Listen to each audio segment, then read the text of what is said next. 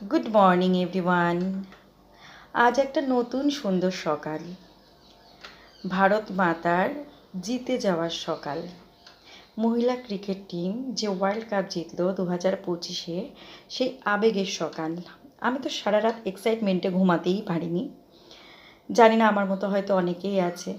বাজি ফোটানো, হই হুল্লোড় করা, সারা রাত একটা এক্সাইটমেন্ট কাজ করা, আর তারপরে যে শেফালির যে খেলা, যে খ্যাপামি, ওটা দেখে তো আমি পুরো মাথাটা আমার খারাপ হয়ে গেছে।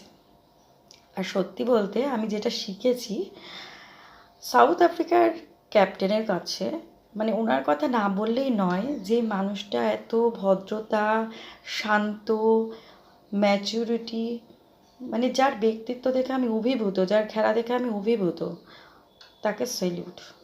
আমাদের ভারতের মেয়েদের তো সেলিউট অবশ্যই, কিন্তু তাকেও সেলিউট।